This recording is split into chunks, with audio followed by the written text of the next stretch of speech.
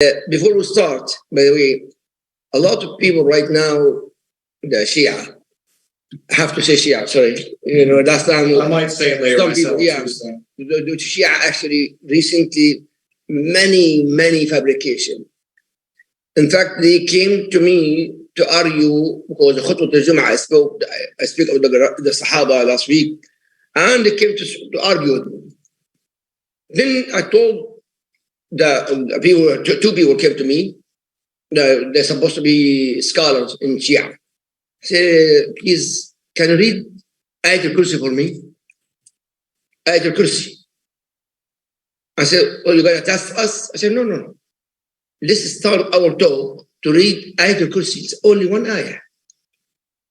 If you don't know, it's 255 in Surah Bakr. I know it. I believe it or not, he start Ayat al-Kursi. It's completely wrong. First, I kept it quiet in the beginning. I said, read Surah al-Fatiha. And even Surah al-Fatiha, both of them, they have no idea what Surah al-Fatiha is. They try to read it, but it's completely wrong. And then before we start, I say, you're going to tell me, you want to argue with me about Abu Bakr as-Siddiq or the Sahaba, and you don't know how to recite Surah al-Fatiha and Ayat al-Kursi. So what's wrong with it? I said, completely wrong. Completely wrong. And I recited Fatiha for them and Ayat al-Kursi with them. I said, brother, leave the office now. If you're not leaving the office, you're gonna regret for the rest of your life. I don't want to argue. At the same time, I don't want to speak anything from the Sahaba and get angry. His history. And when they saw I'm ready to fight, they left. My point here, you're gonna hear this a lot, especially the new Muslims, with all my respect for you. And you actually even gonna hear it more or a lot also. You're gonna hear this story about speaking about the companion of Rasulullah and the Quran. Believe it or not, those people didn't know even to read the Quran. Plus, give me attention here. How many surah in the Quran? 114 surah. They make in 116 surah. They add. When they said Abu Bakr as-Siddiq and Umar and Uthman, they changed the Quran. They claim they changed the Quran. Abu Bakr as-Siddiq, the companion of Rasulullah sallallahu alaihi wasallam, changed the Quran. There is no way, Jose. So we're going to speak now and continue, inshallah. Yusuf going to speak about it more. And if I have any question in the end, inshallah. Yusuf. And you broke the ice on saying the S word. So yeah. There's a couple of talks later that we're going to get into some of the controversial issues that we are going to cover tonight. It's a heart of their deen. I mean, for you new Muslims, I don't want to bombard you with all this stuff. I found out, organically. I worked in a company in the GCC, and it was majority Shia. And I was having these ideas thrown at me from a very early in Saudi and Bahrain. And Bahrain. Yeah. Bahrain mainly is a majority Shia. Bahrain, what's Bahrain? Is one of the islands in Saudi Arabia become like a kingdom now. And I had a bit of my beliefs altered initially because I ran into a lot of Sunnis. That's when I was talking to the Imam here about getting this series together because I wanted to educate new Muslims especially. So what happened to me does not happen to you because they're very clever. They have very good words. They have very good arguments. They're very sensible. They come at you very reasonably. And if you're new and you don't know a lot of books, you don't know a lot of sources to go to, they will get you. There's no question about that. I ended up obviously researching, as I talked about in the opening last week, and was able to find the truth. But you said something very telltale last week when you said someone would be out of the fold of Islam if they say an ill word about Abu Bakr as-Siddiq. And after we saw last week what we are going to see tonight, there will be little doubt in your mind that is a correct statement.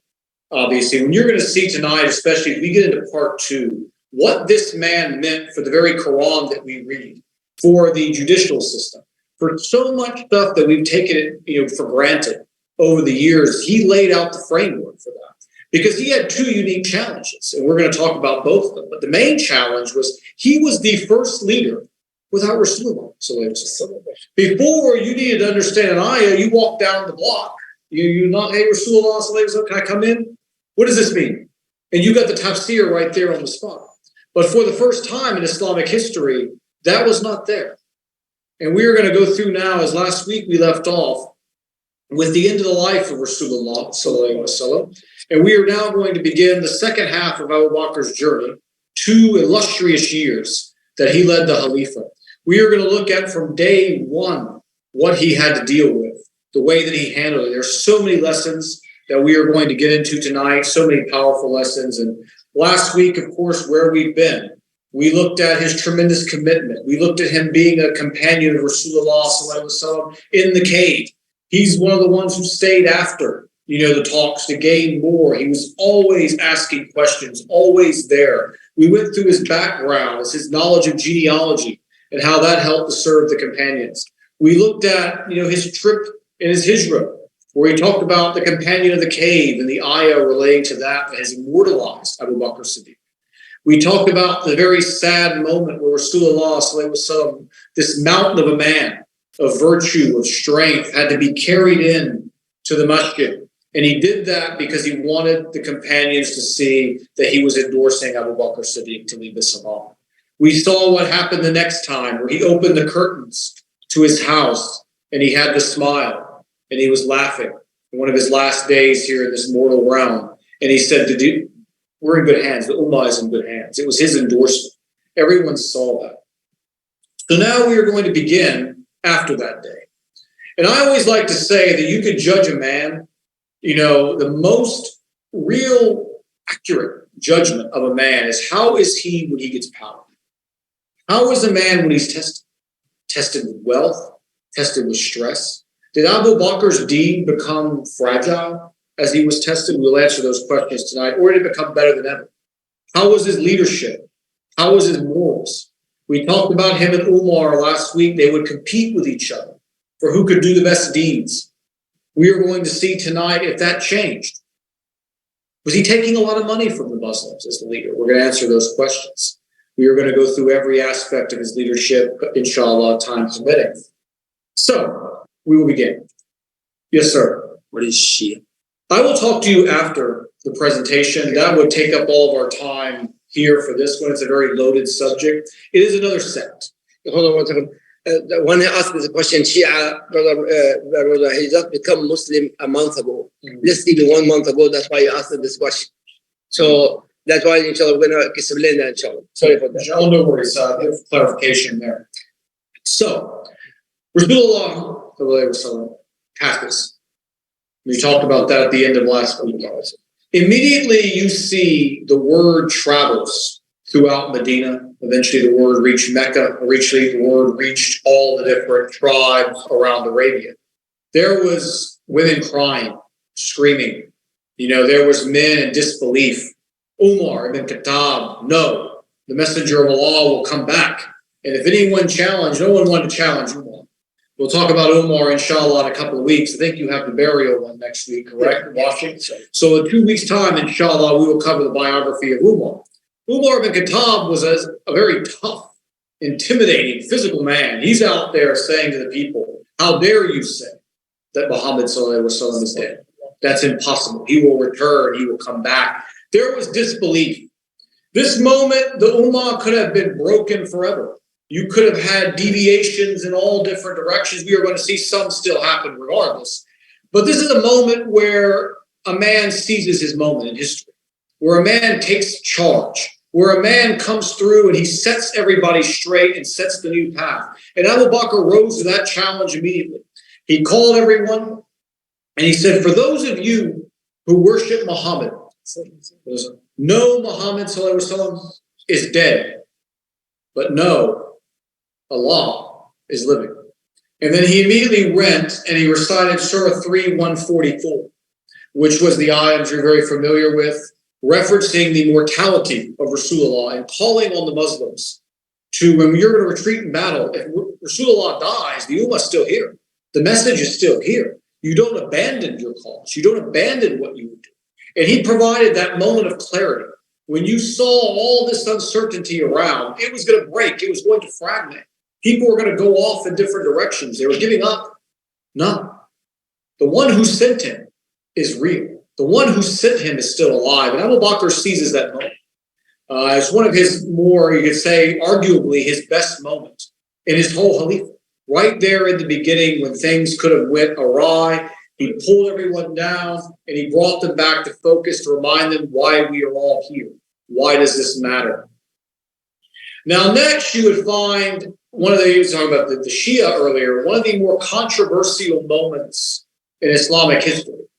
What took place in the courtyard of Banu Saida, you know, as Saqifa, is a very famous event in Islamic history.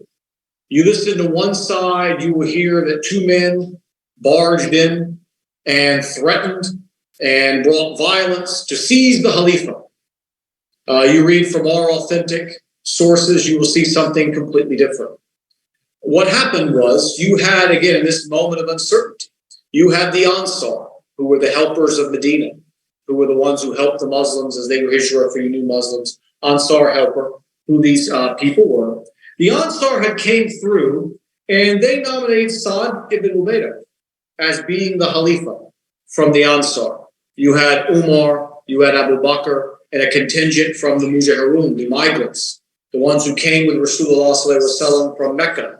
They were there, you know, on the other side. And there was a statement from Rasulullah ﷺ, authenticated statement, that stated that the Khalifa must come from the Quraysh. There was no debate on this. The Quraysh, why? Because they were the bloodline of Ishmael. They had the prophetic bloodline. The Quraysh were the ones to control the Khalifa. Now, other races, other groups of people, other tribes, they could be governors. They could be advisors. They could have prominent positions. But the Khalifa had belonged to the Quraysh. Upon hearing that, the Ansar, they backed down. The Ansar did not challenge. There was some hostilities initially, you know, in the beginning, according to some sources, but overall, calm ruled the day. And you had Abu Bakr there giving an eloquent speech about the rights of the Khalifa to the people. And you had Abu Bakr, again, in his humility, he did not, I nominate myself. No, of course not. Abu Bakr, in fact, nominated Umar and another gentleman by the name of Abu Ubaidah. So he nominated two different individuals other than himself. And something amazing happened at that moment. Umar stood up and he said, there's no way I'm going to lead the Ummah with Abu Bakr is standing right here. There's no way. It wouldn't be ethical for me to do that. He understood this man, his accomplishments, his taqwa, his ability far outweighs mine at the current moment in time. There is no way. He reached out and made the pledge to Abu Bakr, which was followed by the rest of the Sahaba that were there in that courtyard. And from that moment, you had a new Khalifa. Now, I would say to the Shia, you know, if this was an usurping or taking power of the caliphate, there were a lot more Ansar than there were Mujahirun. You had a lot more Ansar in Medina. They outnumbered. Medina was a much larger city. It was a more agricultural city than that of Mecca. If this was something that was so against what the Ansar were wanting to do, or something that was so immoral, you would have had rebellion. The Ansar would have been able to take this back by force, but that simply did not happen. You had immediately pledging, you had peace, and you moved on. You didn't see this. Now, they will still claim, and of course with their sources, and questionable sources at that this was a conquest. You know, but if we look at it really, like I said, we get into it, very little research, by the way, you will see 100% that this was not the case. So we had a Khalifa, you know, in place. Now, there was another issue that was going on. We talked about this a little bit last week. You had the army. Something very important for you. Bani Sa'ida, Umar ibn Khattab came, and Abu Bakr as-Siddiq and Sahaba, Al-Ansar, Al-Muhajirin, everybody there. Ansar and Muhajirin. Give me attention here for the Shia, and some Shia watching us now on Facebook. They claim, the Shia, give me attention here, they claim that when they making pledge allegiance with Abu Bakr as-Siddiq, Ali, he delayed to come to give allegiance. But the reason what? They are washing Rasulullah sallallahu alayhi wasallam. They're washing him, actually take care of his janazah. Take care of his janazah, the funeral. And then after that, he came. Number one. Number two, Ali, after that, his sons, after Fatima, the Hassan al-Hussein from Fatima, he married actually after that, have 8 wives. After that, one after one after one. One of the kids, number one, Abu Bakr as-Siddiq, his son. Ali, Abu Bakr as-Siddiq, Ali ibn Abi Talib. And Umar, Ali ibn Abi Talib. The great Sahaba, Ali choose. Oh, the Shia actually was that. The story about delay is fabricated story. Go to the real stories for Abu Bakr as-Siddiq, who choose Abu Bakr as-Siddiq. Excellent. Yeah, because I was coming to that in a minute, because that was another one of the things that they had claimed was that Ali did not show up. Well, as the Sheikh just pointed out, he was attending to the burial rites of Rasulullah. So could you imagine what the Shia would have said if Abu Bakr and Umar would have came in there while he was washing the body of the Messenger and said, hey, pledge allegiance right now? I mean, they would have said, oh, this is the most heartless, this is the most non-respectful act a person could ever do. They would criticize him for that. So they took the most moral position. He's got these duties to attend to. The next day, literally, he came and he pledged. It was the next day. There was no 6 months delay, as you will see some from the inauthenticated sources. They will claim it was 6 months. Same day. Some claim late. Some will claim that they even murdered Fatima. We're not going to get into all that tonight. We don't have enough time, but there are some of their bogus sources that even claim that there was a murder that took place. And we can, I discussed this in private with you guys. We don't have time, obviously, for that tonight. So also another thing that happened, so immediately as Abu Bakr assumes this mantle as the Khalifa, you have 2 major problems. You have some apostasy that was already starting during the time of Rasulullah, some false prophets, and you have massive, which we're going to look at here going into the next few minutes. But you also have this army of Osama ibn Zayd. This was a huge moment here of controversy. You had Osama ibn Zayd was 18 years old. You had people from the Ansar, people from the Mujahirun saying, I am not going to serve with this kid. I'm not going to do it.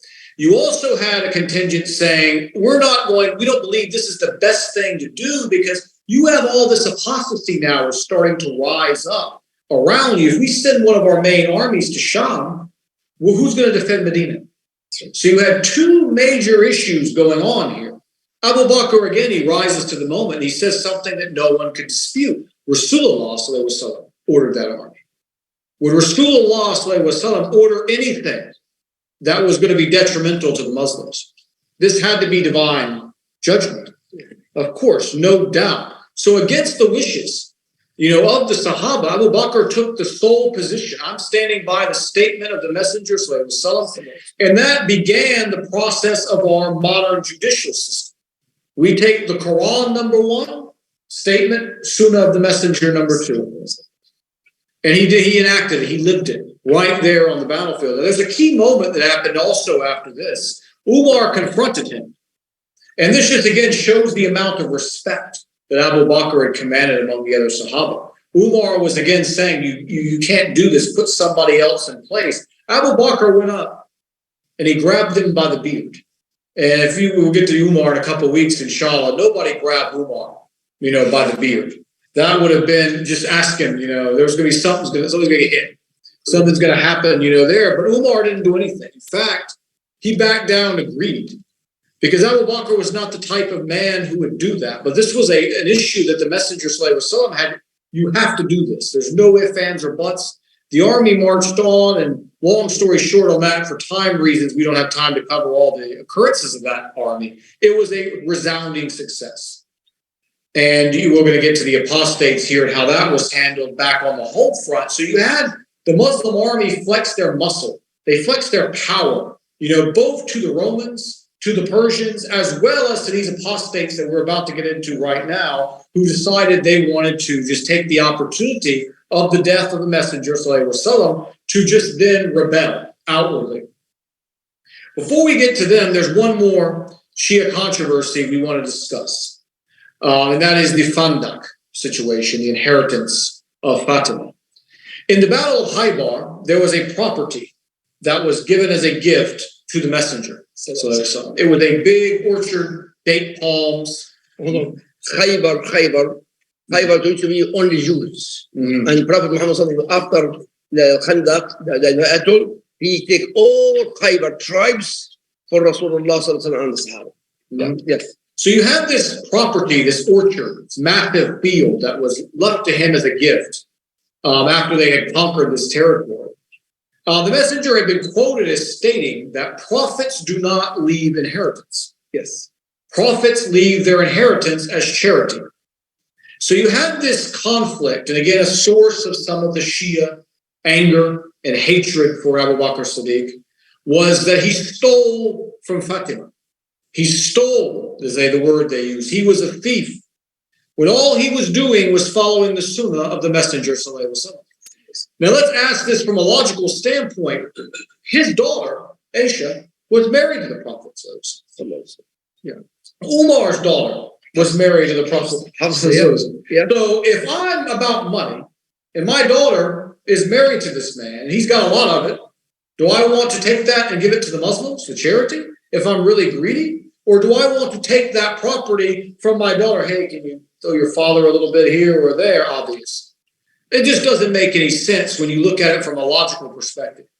This was a sunnah decision. And we are going to look later as we get to the death of Abu Bakr, how he handled his own death in terms of his inheritance. He wanted his life to emulate the messenger sallallahu alaihi wasallam any way possible, in every single endeavor. If the messenger was buried here, I want to be buried right next to him. If he did this, I want to do that. And you'll see how Abu Bakr died is exactly the same way in terms of what he said in his dying bed. We'll get to that later.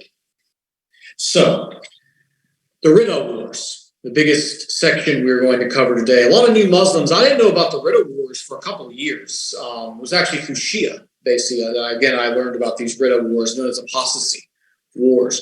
You'll find from the Shia and the Orientalists, and we'll look at some of their challenges here in a few minutes also as well, some of the hatred and hateful things that they have said in relation to the Sahaba for the way they handled these. So you had different types, of apostates. You had some who straight abandoned Islam altogether. Some went right back to the idols. They went right back to the practices before. You had some apostates who said, we are not going to pay zakat to him. We pay to Rasulullah, we're not paying zakat to him. Then there were some that said, hey, we ain't paying zakat at all, no matter who's in there. We shouldn't have to do that. You had some that we're going to get to a funny but true story later. I don't want to pray Salah. Or I don't want to wake up for Fajr. I don't want to wake up for Isha. I don't want to be up that late. I just don't want to do that. I'll stay with the rest of the Islam thing, but those prayers, we got to get rid of them. So you have a situation, here. And also you had the other type. You had the prophets. And always throughout history, we've had a ton of them. We've had the false prophets here in the West, your Joseph Smiths, your L. Ron Hubbards. If anyone's ever heard of Joseph Smith, he literally copied a lot of what happened with the messenger, sallallahu alaihi wasallam, and pretty poorly impersonated him, if you will. I don't have time for Joseph Smith. That could be another talk for another night. But you had a couple of them. You had Al-Aswad Al-Ansi in Yemen. This was a prophet who came up around the time of the messenger, sallallahu alaihi wasallam's life. He was involved, was about to be dealt with. And then you had the famous one that we're going to look at later, Musaylama, the liar. And some of his, what he would do is quite clever. He would have people come in on a kind of delegate to, Medina, and they would listen and try to get ayah, and then they would copy them. And then they would take the ayah back to where he was in the Abu Hanifa clan. He would recite the ayah and say it was his. And then there's examples that we can find in some authenticated sources where he would have some of his own original material. And it was bad, needless to say, some of his signs from God, if you will. So he wasn't plagiarizing the messenger, sallallahu alaihi wasallam. He really didn't have very much poetic skills or other things. So that was the other level of apostate. There was a few females also during this period of time who were also trying to take over Arabia because they saw, okay, the Muslims are in disarray. They've lost the messenger. We can beat them now, and we can seize their riches. So you had all of those. So Abu Bakr, again, right in the crosshairs, under tremendous stress. What am I going to do, about this? All the Sahaba, almost overwhelmingly, were telling him, just kind of ease in. They'll come back. Don't worry about it. But no. What do we stand for?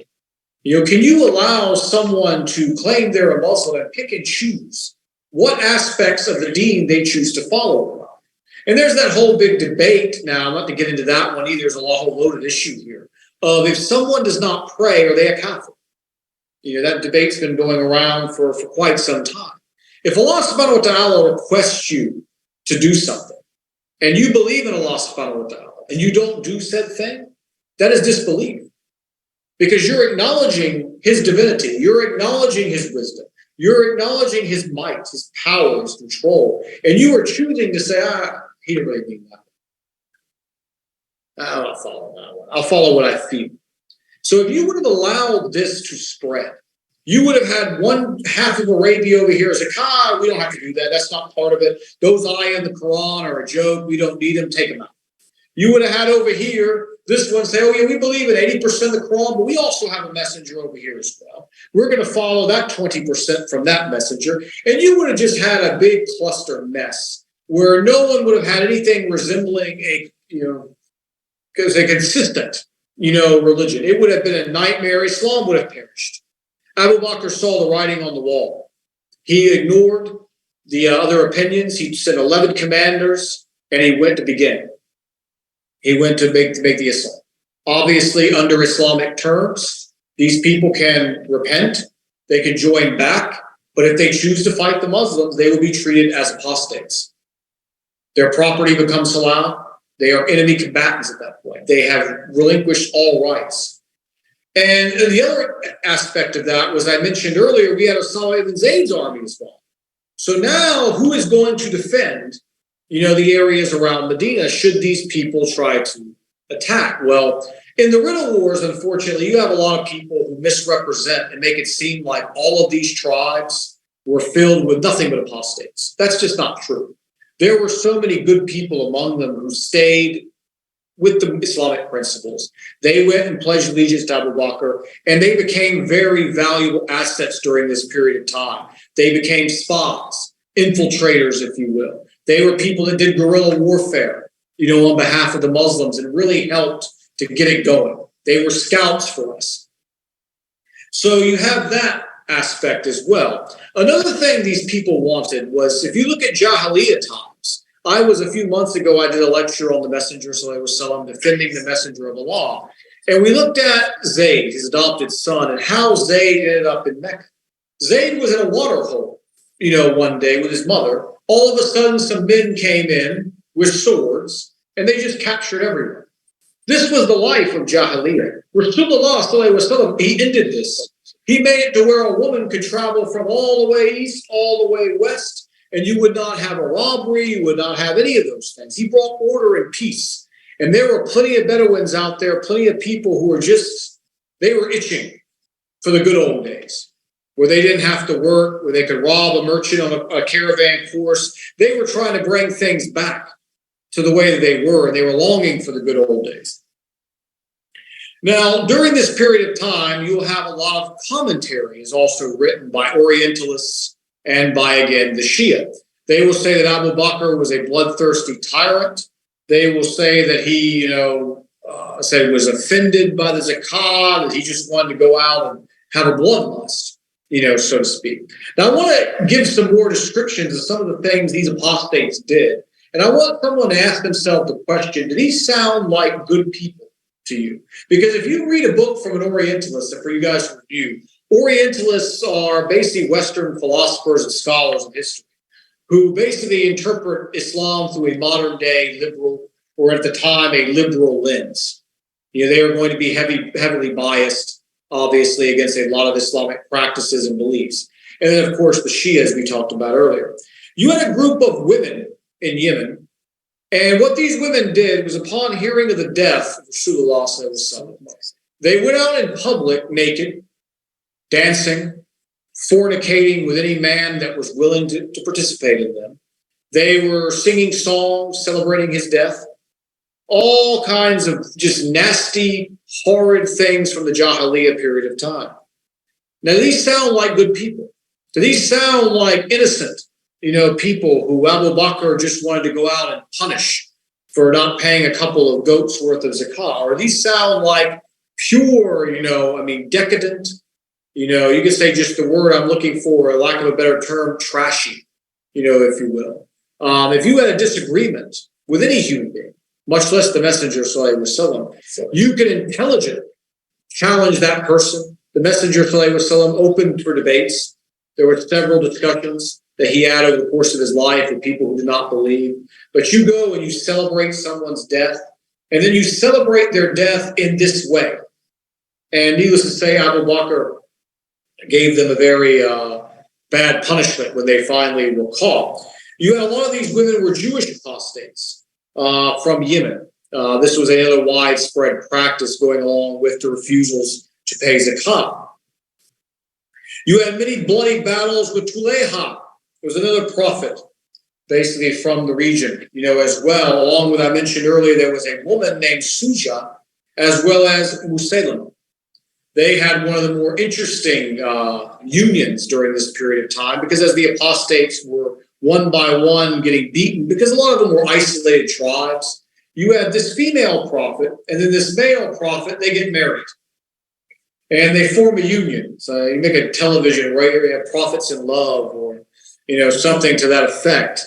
But they had a union, and the agreement was Musaylama would give her 1/3 of the land of Arabia after he conquered it.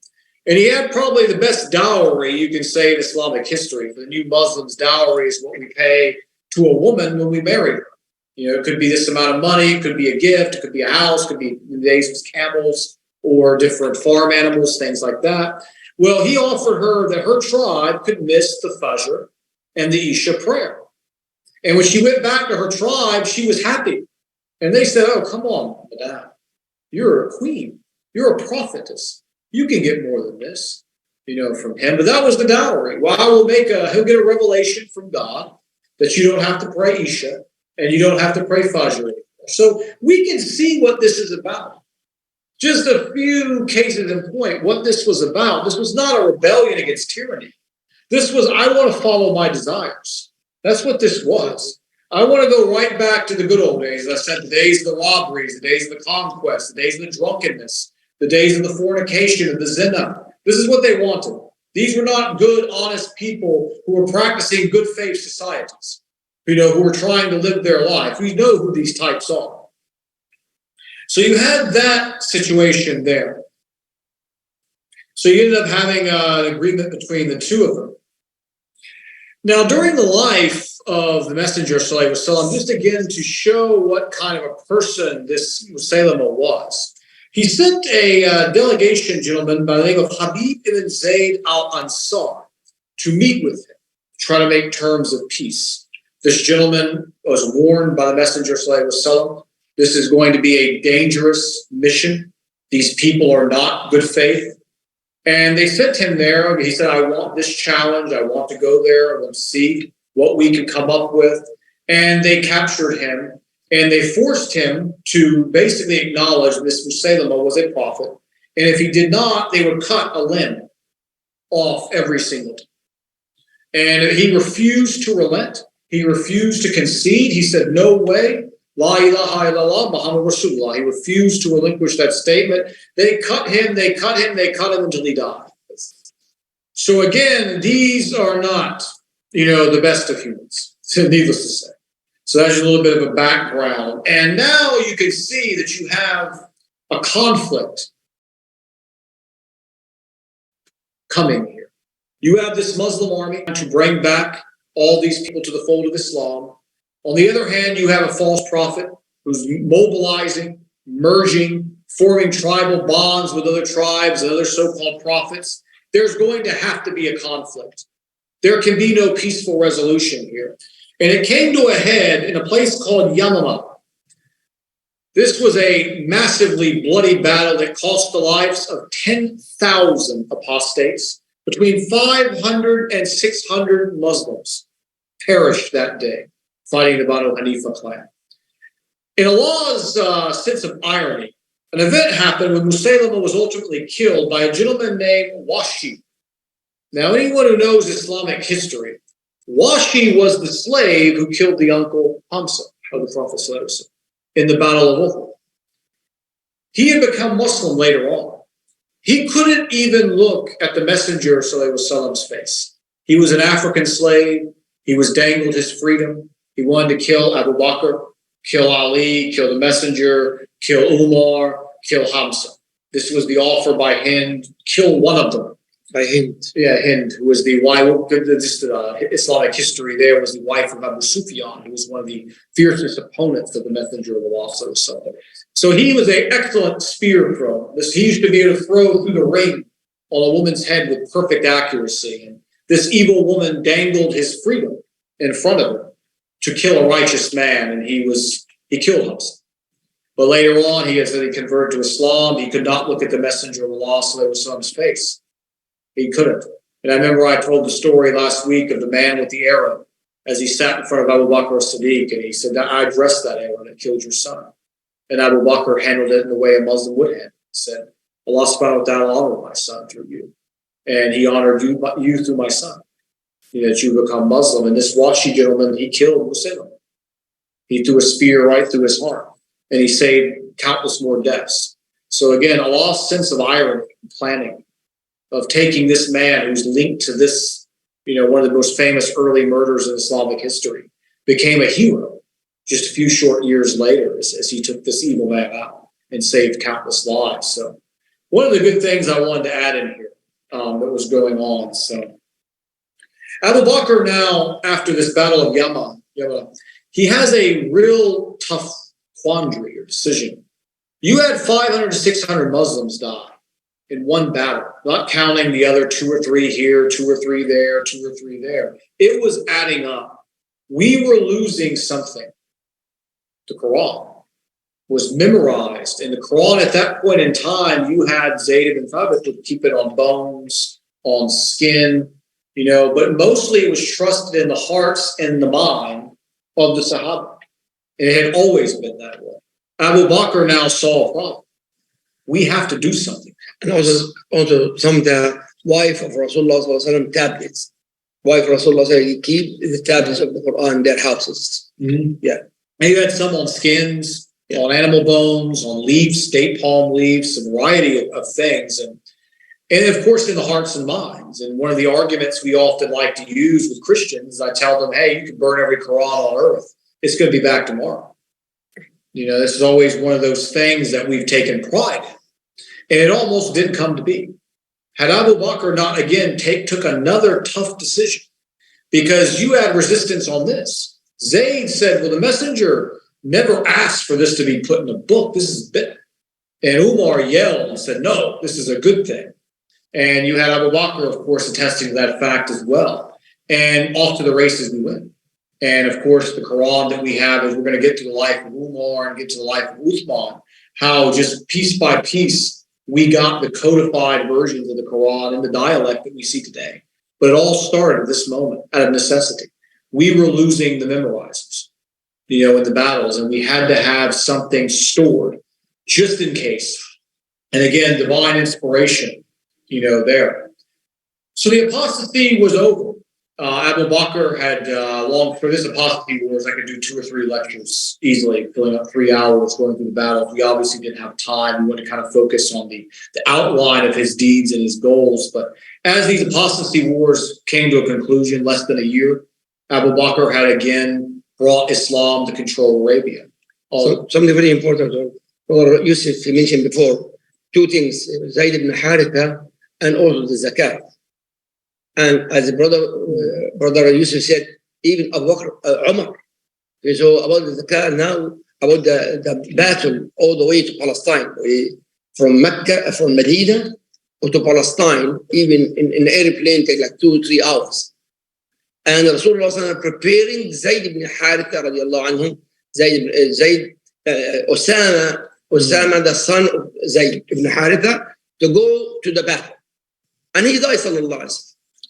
So now is a problem.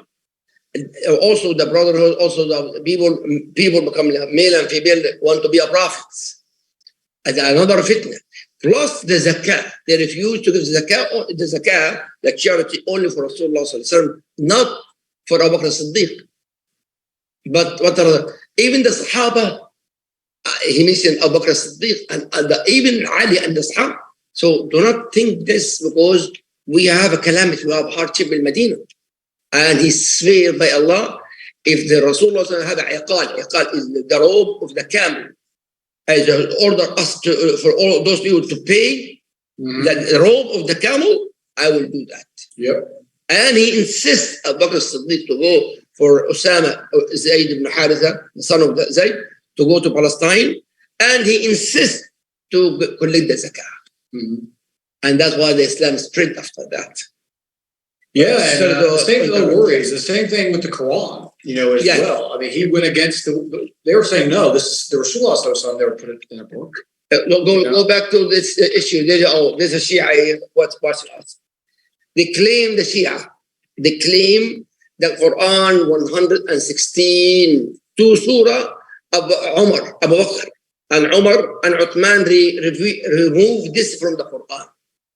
They claim. And they brought it us now, Surah Fatima and Surah Al-Hussein and Surah Ali. That's shame. Of course, it's absolutely fabricated story. So the Shia, by the way, we're gonna speak about, inshallah, more details for you, inshallah. The Shia. But Shia, they claim, they say Muslims, but not Muslims. Shia, by the way, you're online here. Shia, they are not Muslims, period. Some people, some of them believe in Allah, they pray with you. As far as he says, I am Shia, he's out of the Islam. He's not with us. Not he is with us. Not believe in Ali as a God. Or Ali is a prophet. Or Fatima is so and so and so.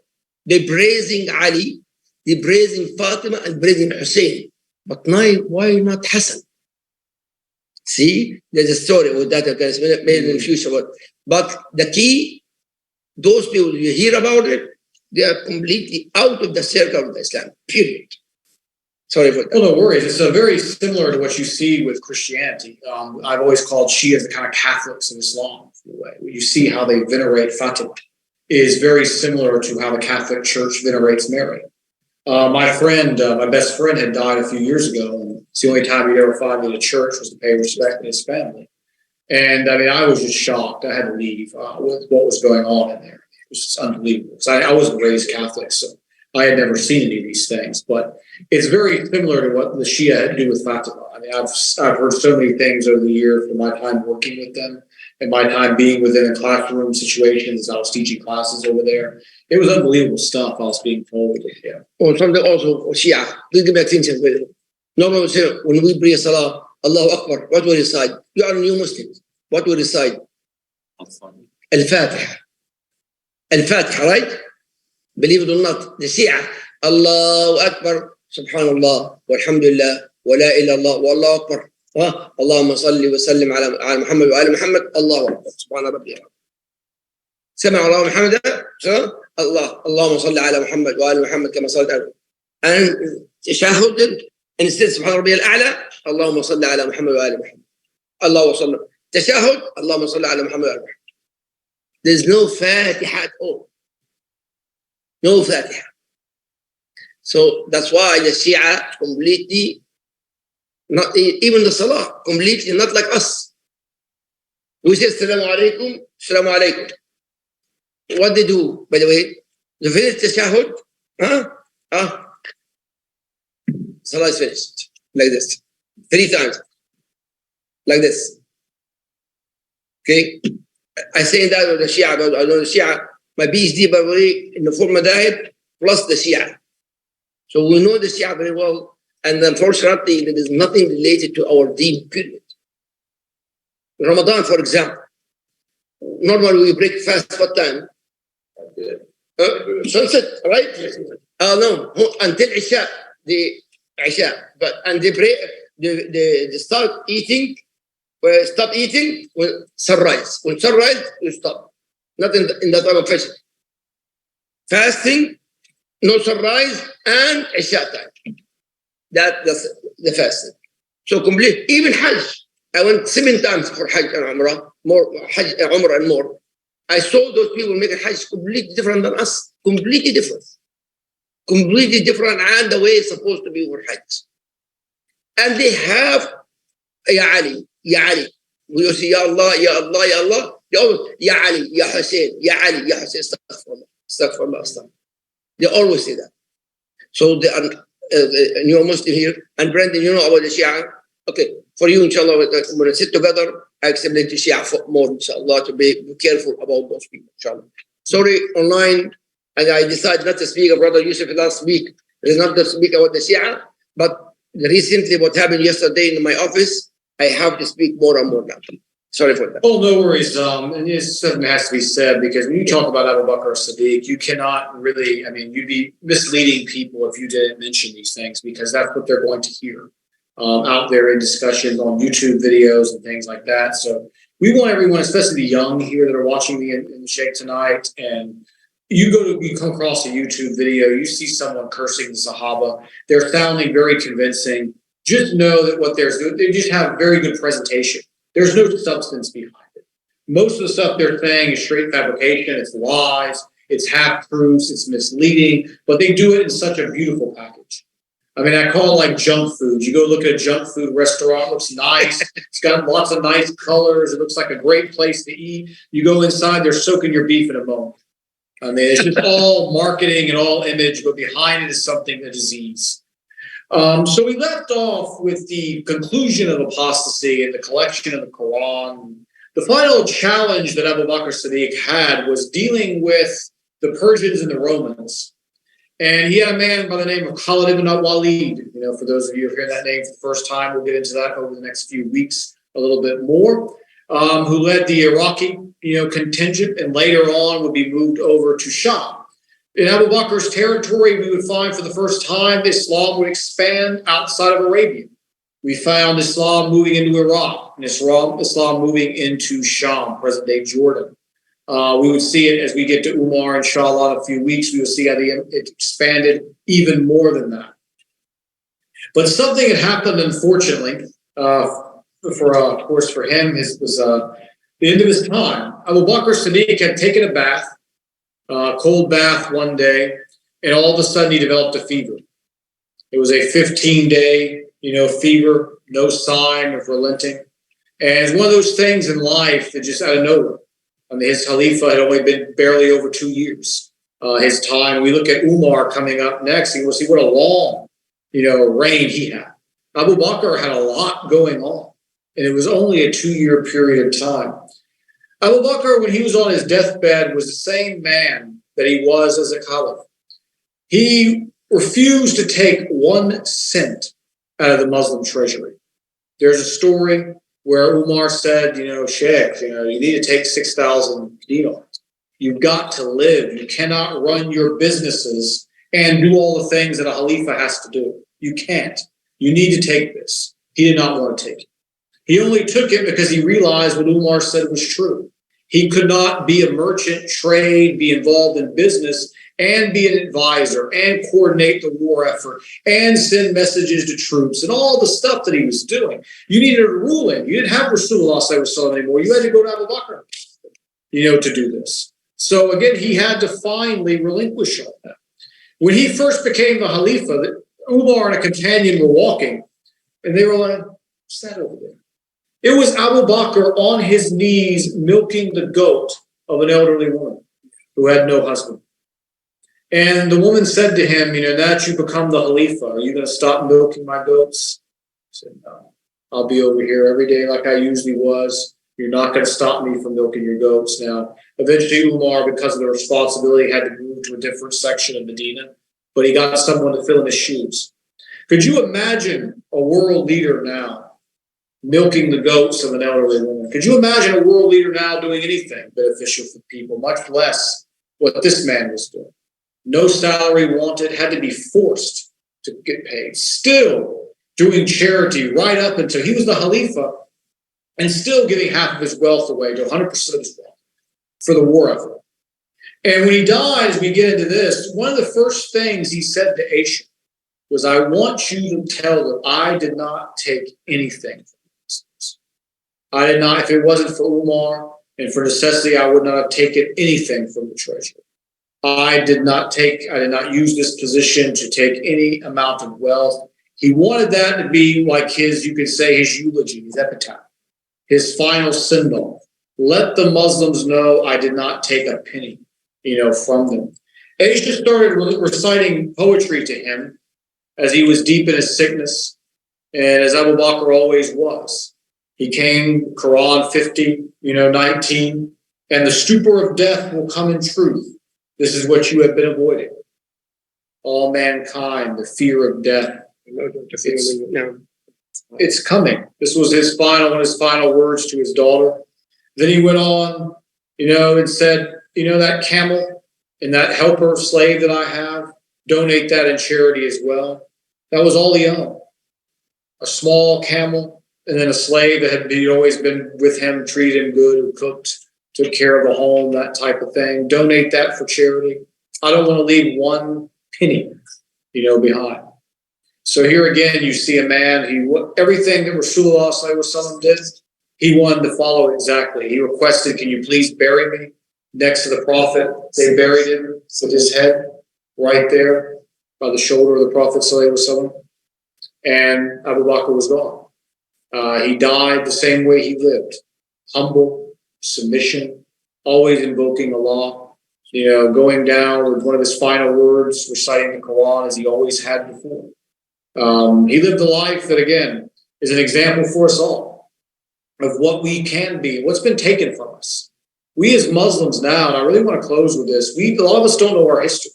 We don't know what it was like.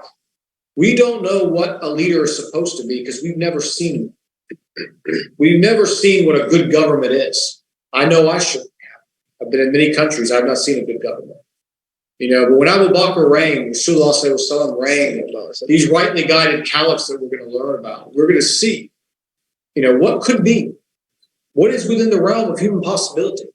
Because when we know, we can start demanding from those who are accountable to us, because ultimately they are here to serve us. As Abu Bakr on his dying breath, I was here to serve the Muslims, not the other way around. That's how he led, that's how he lived, and that's how he died. And I just hope everybody can go out. This was informative. Took as much away from it as you possibly could, and that you continue your adventure of knowledge. We've only covered a fraction. I mean, I could write 900 to 1,000 pages easily on this man's life, but compressing it into 2 one-hour lectures is a little bit hard. I hope everybody enjoyed it. We love it. So, Abu Bakr as-Siddiq, by the way, one of the great Sahaba. Plus, Allah subhanahu wa ta'ala choose Abu Bakr as-Siddiq. Allah chose Abu Bakr as-Siddiq in many ayat in the Quran, and he's the greatest man. And not only that, when he went to Bani Sa'ida, when Brother Yusuf mentioned, everybody, I beg the problem, calamity and hardship, who can reach a chief from Ansar, 2 tribes of Ansar, and Quraysh. I didn't want to, everybody submitted and agreed. No question. Everybody quiet. That choose, yes. And he lived 2.5 years. 2.5 years. Yeah. And something very important from the Shia now, they are watching us. They said, the Shia said, she chose for her father to bury next to Rasulullah sallallahu alaihi wasallam, to bury next to the Prophet Muhammad sallallahu alaihi wasallam.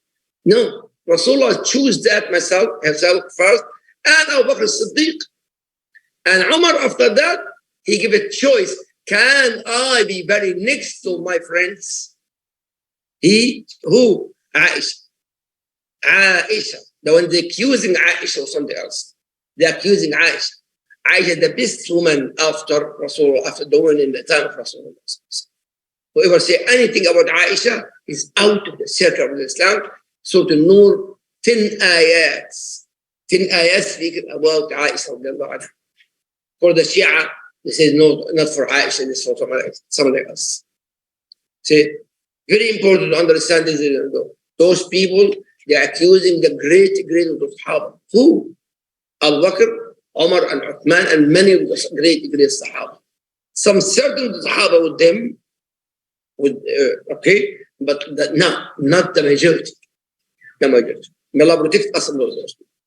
Now, question, inshallah, from here, and also Sunnahfollowers and online, inshallah. Actually, I know some people actually in my Facebook, they text and hard for me to see what's going on, but if nobody can read us and call us, and Sunnahfollowers is better. Sunnahfollowers, it's easy to hear your voice, because I don't know how to control my camera here, inshallah. Here first, inshallah. The Shia, by the way, the Shia, they come after Uthman ibn Affan, the third Khalifa, the Caliph, Abu Bakr, and after that Umar, and then Uthman. Uthman, the Shia started from there. Yeah, we'll cover that. And the one he killed, the second one, Umar, is called Abu Lu'la al-Majusi, is one of the Shia. The Shia right now praising celebration of that day. The one he killed, Umar, is celebrating that day. Those the Shia right now. Inshallah, no more. Inshallah, we're going to speak about the more. Inshallah, online, inshallah, or here, inshallah. No. Yes. Friends. Parents. Ibn Quhafa, his father, he became an old man. He became Muslim. Yeah. He became. I think you spoke about last week. Yeah, it was briefly mentioned. Yeah. Yeah, he became Muslim. He's old man. He became Muslim after that. Right? But he chose him, the old man. He brought his old man, his father, to Rasulullah. And Rasulullah says, why? I can go to him. So no, he's deserved to come to you and become Muslim. Yeah. Yeah, yes, other question. Wasn't Ali a Caliph too? Ali? Yeah. The fourth one. Yeah. Oh, yeah. The fourth one. Ali, the fourth one. But the people choose him. Right. But first, the great trials and tribulation in the history of Islam, in the time of Ali and Muawiyah ibn Abi Sufyan. Ali and great. Honestly, myself, I hate to speak about this kind of trial and tribulation, because it hurt my feelings so much. Why? When hundreds of thousands of Sahaba compared to Rasulullah died of these battles. Mm-hmm. It's a great trial. That's why I hate to speak. I love the Sahaba. And I can, but they asked me actually recently, which one you think who is right, Ali or Muawiyah? I say Ali. Why? Rasulullah sallallahu alaihi wasallam, Zayd, Anas ibn Malik. Rasul in the time they building the masjid of Rasulullah sallallahu alaihi wasallam, the masjid of Rasulullah sallallahu alaihi wasallam, and everybody had a brick, except Usama and Anas. Anas have 2 bricks, and Rasulullah told them, will call you the corrupted group. He will the corrupted group will kill you. And who corrupted group? Muawiyah. So I believe Allah. I don't want to speak too much, honestly, but I believe Allahu A'lam, our knowledge, the Muawiyah group was the corrupted group. Yes, with this hadith. But I don't want to speak more because I don't want to make mistake. Yes. Yeah, so correct me if I'm mistaken, but Abu Bakr was the first one that kind of talked with Umar about writing down the Quran, having as in. Well, he went to Zayd ibn Thabit, who was the scribe of the Messenger sallallahu alaihi wasallam, and because again that was necessity. Yeah. And they always say necessity is the mother of invention. And when all these reciters were starting to die in these battles and no end in sight for the fighting, it was like, well, what's going to happen? Did they ever see not true copies being made by those that were claiming to be prophets or anything like that? And they were like, is that something that was a common occurrence? And they were like, that's something they saw during the battles, or is it more so didn't get to that point? You know what I mean? They didn't get to that point. So later on, you actually, no one can change it. Zayd, when he started the Quran, predicted the Quran, they choose the Sahaba and companions, choose the one who are authentic with the Quran, carry the Quran, and they used to write that for Rasulullah. So trust people. And number one, Abu Bakr as-Siddiq, as he mentioned, and Abu Bakr as-Siddiq, he left it in Aisha's house. And then after that, another Abu Bakr Umar, after that, he left it in Hafsa's house and Aisha's house. And then Uthman, he have more copy. Why? Because they conquered more Muslim country. And every tribe, one Quran. And the Quran in our hand, by the way, the Quran, in that time, the alphabet, there's no dots. So, like for example, Ba, there's a dot. Ta, 2 dots. Tha, 3 dots. Jim, 1 dot. Ha, there is no dot. Okay? And used to be no dots at all. Who start with writing the Quran? Very corrupted person. He was teaching Quran, and in the time of the Khilafah al-Abbasiyya, after Muawiyah and his son Zayd, and he told Al-Hajjaj ibn Yusuf al-Thaqafi. Remember this name, Al-Hajjaj ibn Yusuf al-Thaqafi. He memorized the Quran, he was teaching Quran in film, and he became a chief of Iraq. And he's the one who started the Quran with the dots we have right now. So some corrupted people, but they still work for this. By the way, Hajjaj, the way the corrupted person, many Muslim countries are conquered by him. But he killed the great of the Sahaba in Mecca and destroyed Mecca. The great of the Sahaba, the companion of Rasulullah sallallahu alaihi wasallam. Al-Hajjaj, he was not among the Sahaba, he's a Tabi'een. But he killed the great of the Sahaba. The grandson of Abu Bakr as-Siddiq in Mecca. He was the chief of Mecca at that time. And he hung him up. So, but the Islam, alhamdulillah, as I said, today with Salat al-Fajr, we saw, we reveal the Quran to you, Ya Muhammad, we read the Quran, and we're going to keep the Quran. Anyone can change the Quran, mix the Quran, and that in the Quran, we know exactly is wrong or right. Allah protected, not me, not the people. Allah protect His book. Allah subhanahu wa ta'ala. I was mentioning the dialects that you had. Answering this question, you started having Uthman. We'll talk about this coming up with the codified, dialect. You started having different recitations and different going on because of various tribes. All these new people coming in, it's bound to happen. You have to get your hand on it early on, get control of it before it just gets out of hand, pretty much. That's what I was getting at. Yeah, because that goes on during the time of Uthman, when we had a codified single. This was going to go out here. You take that, copy it, and then distribute it accordingly.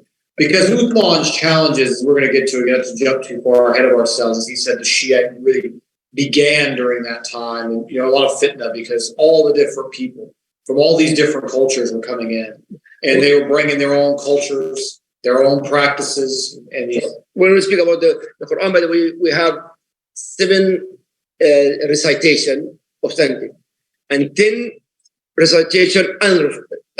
But the recitation, for example, when I say Surah Al-Fatiha, Maliki Yawmiddin, Brother Mustafa recited the way I say Maliki Yawmiddin. Brother Mustafa, Maliki Yawmiddin. He's right and I am right. Maliki Yawmiddin, Hafs and Asim. Him, Warish. But this one, correct. We're going to speak in more details, inshallah, when we read about Rahman, especially, we're going to speak in more details. Well, yeah. Online, Sunnahfollowers, and online, any question?